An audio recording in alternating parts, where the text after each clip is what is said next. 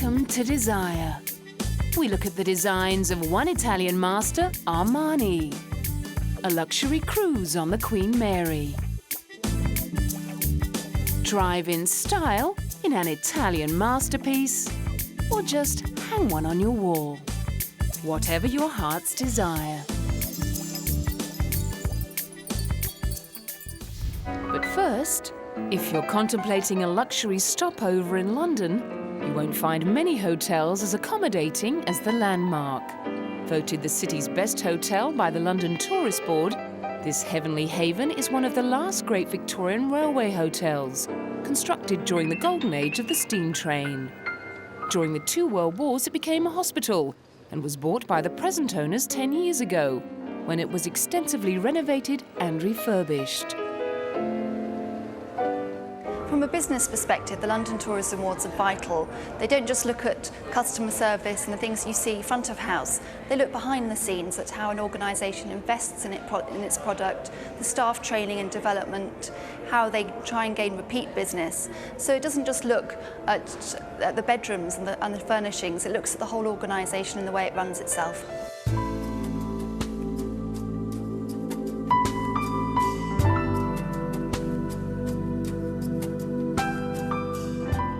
General Manager Francis Green says the multi-million-pound investment programme has paid off. Since we took over the hotel in August '95, we probably spent close to £4 million on various renovations and upgrades, and that's going to be followed by another £4 million coming and starting at the end of this month, which will go on for another 4 years. I mean, the costs never stop. We have a turnover in excess of 32 million, and we convert to about 47% of that down to profit. The bulk of our business is corporate individual travel, which represents about 54% of our business. And of course, such quality doesn't come cheaply. Rooms start from £265 a night.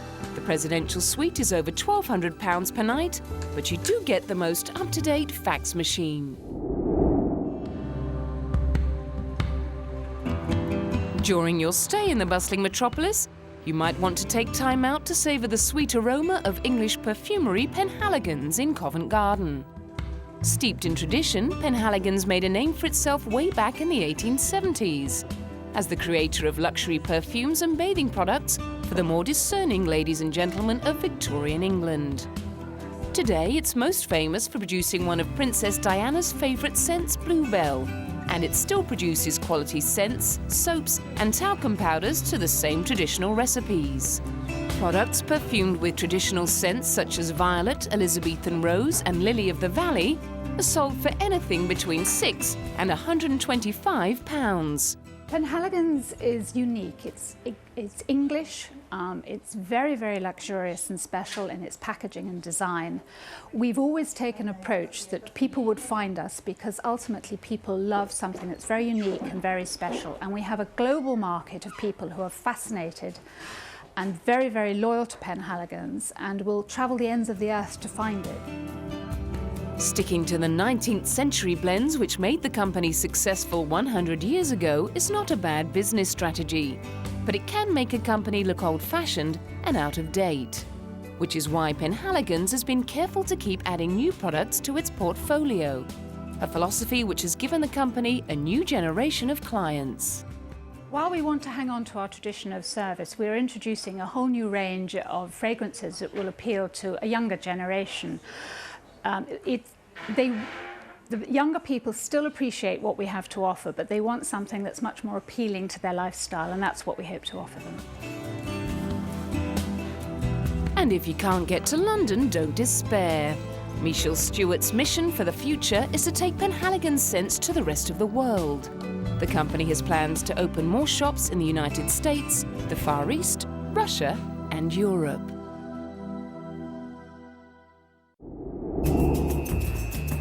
And while you've got the credit card out, it might be a good idea to stock up on presents at Kensington's annual luxury gift fair.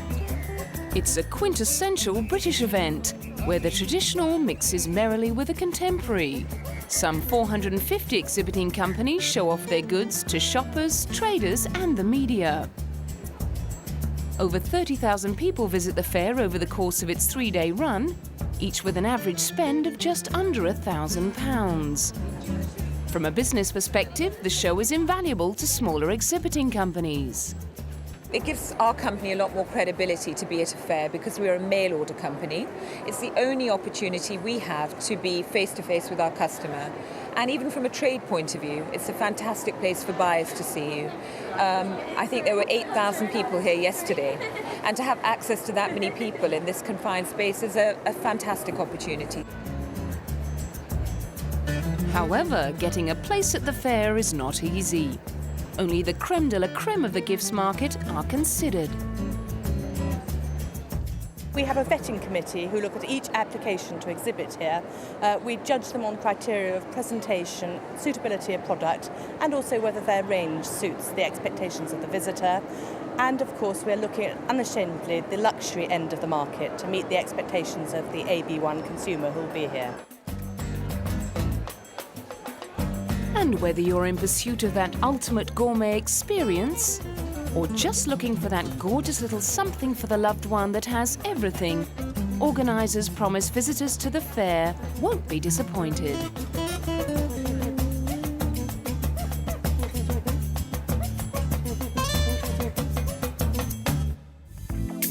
Coming up, Giorgio Armani.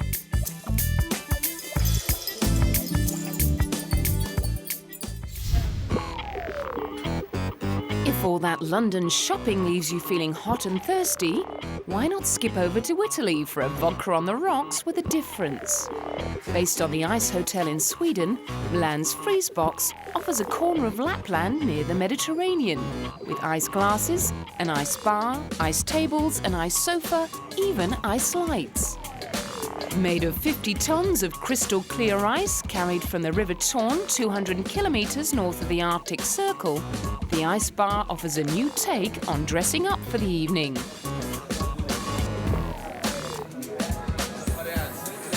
The refrigerated room is kept at -5 degrees Celsius, and visitors will only be allowed to stay in for half an hour. Partly to let as many people come through the bar as possible, and partly to avoid frostbite. You know, this is pure ice, directly from the river. We are harvesting this ice in March every year, February, March. And then we are making such blocks or ice glasses from real ice from Torne River. After 6 months, it will be time to rebuild the bar from ice already in storage in Milan, and more blocks will then have to be harvested from Lapland. The ice will be worn away over the months as people touch the ice and their breath starts to melt the thick, clear blocks. Some ice has been already brought here in Milano and is being kept in a big store, and some other will come. And the nice part of it is that we can design it completely new every single time. And so we can put our ideas, we can put our style, and we can also have some Italian stylist or designer to help us in doing this. While Milan's fashion crowd see going out for a drink as an opportunity to dress up, all of that goes out of the window as they are clad in thermal hooded capes with fleece gloves attached. As guests grab their vodka cocktails in square ice glasses, waitress Mia Nilsson compares Milan's coolest night spot to the one in Sweden. It's much alike, but the one in Stockholm is smaller, and this was the first one, so we tried a lot of things there, so it's a little bit different. Although she confesses, guests reaching for their square glasses do have one concern. If they're going to stick to the glass, but they're not. And while sipping their cool drinks, visitors can pull up the hood of their capes and pretend to be somewhere in the Arctic instead of on the streets of Europe's most desirable city. Well, I can look out and see the roofs and the streets of Milan, but I feel like this evening I'm well and truly in Lapland.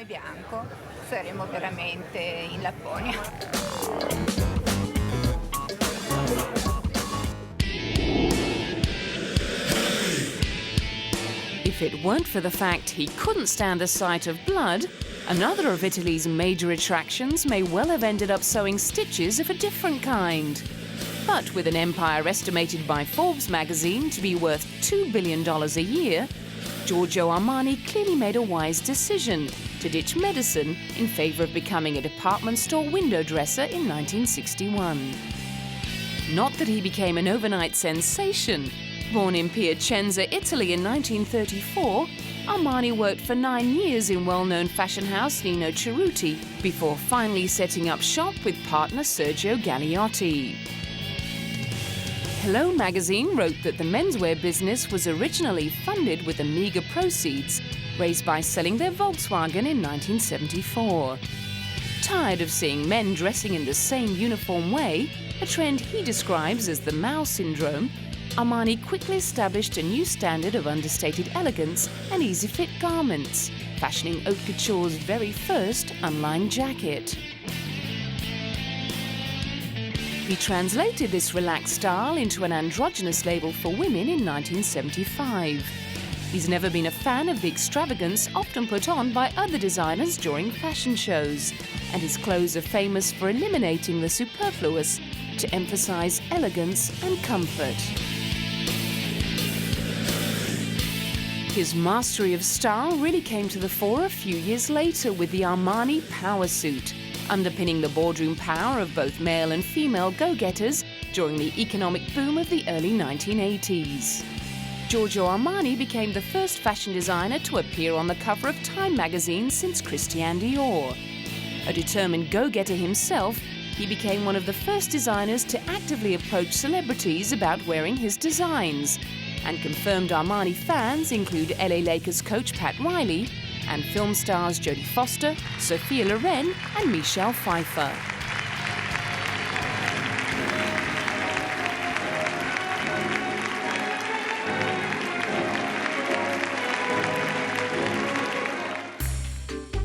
At a recent Armani retrospective at the Royal Academy of Arts in London, more than 500 of his garments were on display, many of which started life on the red carpet at the Oscars or in one of the many films and stage productions Armani has designed the costumes for. His impressive list of film credits include gangster classic The Untouchables, along with Cadillac Man, Stealing Beauty, Ransom and The Comfort of Strangers. He set a trend with Eddie Murphy's famous suit in 48 Hours, although he takes a dim view of the current passion for fads. Now everything is a trend, everything is mixed. Not even creators have a personality. Trend kills creativity, it kills personal research. If one has the gift to be creative, then one has the right and the duty to be creative and show it. It's what I've always been trying to do.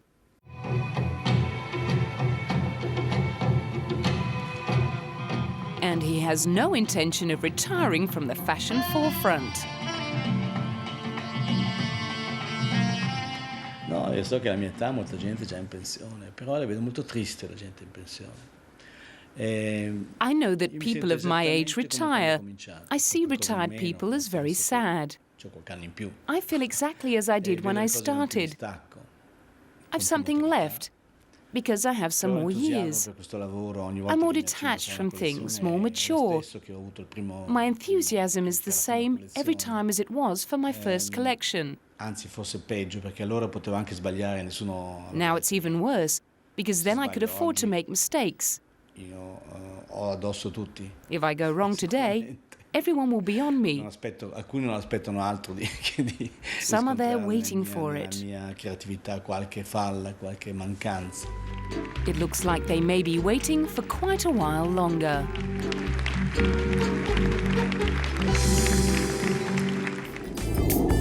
Coming up, Michelangelo.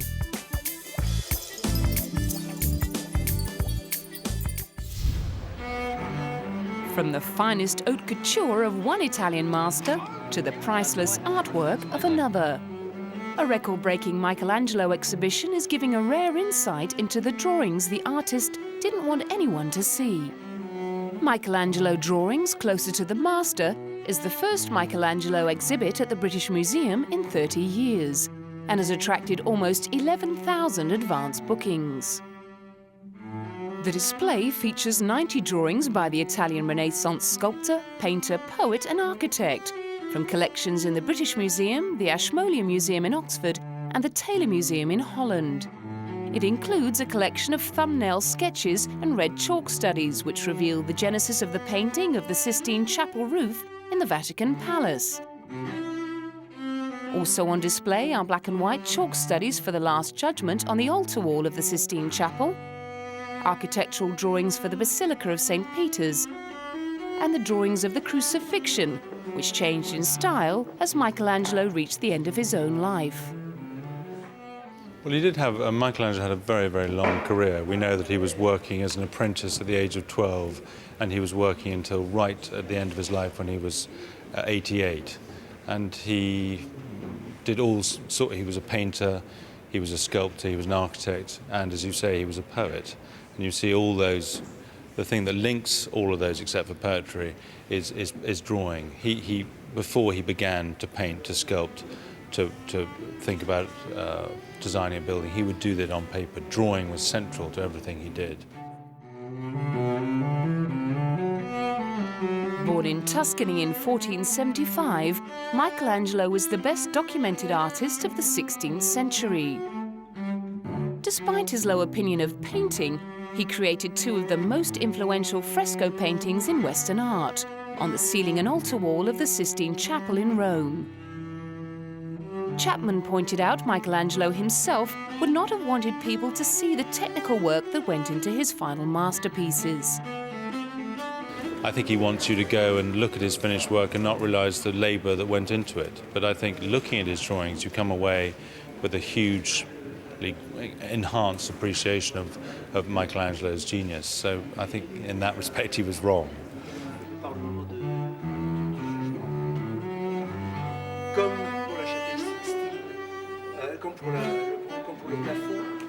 Chapman believes the collection at the British Museum sheds a unique light on the man behind the masterpieces and his techniques.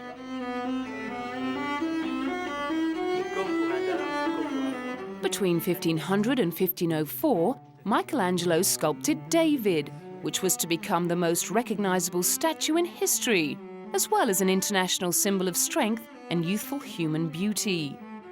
I think you do gain an understanding about Michelangelo by looking at his drawings. You get an idea that how amazingly hard-working he is, how driven he is. He's not somebody who's going to accept the mediocre. He's always going to keep on working and refining and working out ideas on paper until he's reached a satisfactory conclusion. And the other thing that we see is a really great religious artist. Michelangelo was somebody who really believed in heaven, believed in hell, and that gives his religious art an incredible power. Working right up until his death at the age of 88, Michelangelo spent the last few years of his life making a number of drawings of the Crucifixion, writing much of his finest poetry, as well as carving the Pieta, which was originally intended for his own tomb.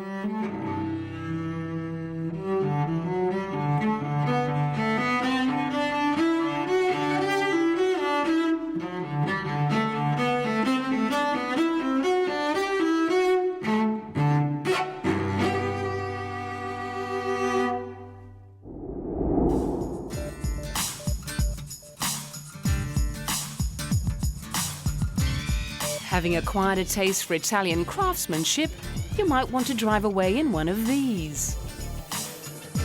35 historic Ferraris dating from 1951 to 1989 went on auction at the exclusive Swiss resort of Gstaad. The top lot, a 1961 Ferrari 250 GT, fetched over 1.5 million Swiss francs. Yellow, blue, white, silver, black, and of course red. There was one for every taste at Bonham's annual Ferrari sale in the exclusive Swiss resort.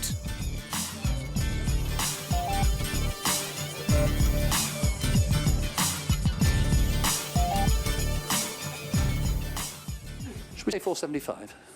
475 is bid at 475. 1,475,000 against you now, so another 25. Bonham's Europe's fourth Ferrari sale took over $5 million. 1475. 1,475,000. It's going away, sir. The nicest, the quickest of these you'll find. 1475, proven race history. And selling now. If there's no better bid, it's against you. We're selling the car. Are you all done? No more? The Queen Mary II may no longer reign as the world's largest cruise ship, but it still wears the crown when it comes to luxury. Relaunched in 2003 after a £550 million overhaul, Cunard's prize superliner spends most of the year ferrying guests between Southampton in England and New York. It stretches 345 metres in length. That's more than 40 metres longer than the Eiffel Tower and weighs 3 times the weight of the Titanic. There's space aboard for more than 2,600 passengers, with almost 1 crew member for every 2 guests. The vessel's 17 decks include 5 swimming pools, sweeping staircases, a grand ballroom, a 360-degree promenade deck, and a host of luxury shops. There's a theatre as well as a cinema. There's a casino, and there's an art gallery with £3 million worth of works on display for purchase. And of course, there's gourmet food in abundance, thanks to the ship's 15 restaurants and bars. Her designer, Stephen Michael Payne, is a truly proud man. Well, Queen Mary II is a true liner. She has all the attributes of the liner. She has the strong hull, she has the pyramid shape, she has the engines that are almost twice the power of a normal cruise ship. And more importantly, she has the hull shape that enables her to go through rough weather without damaging herself and yet making it very comfortable for her passengers. The cabins have the feel and look of a top-class hotel. Each Queen Mary II stateroom is matched with a reserved table at one of the ship's Seaview restaurants, and complimentary room service is available 24 hours a day. And when one tires of a life on the ocean wave, well, there's always shopping.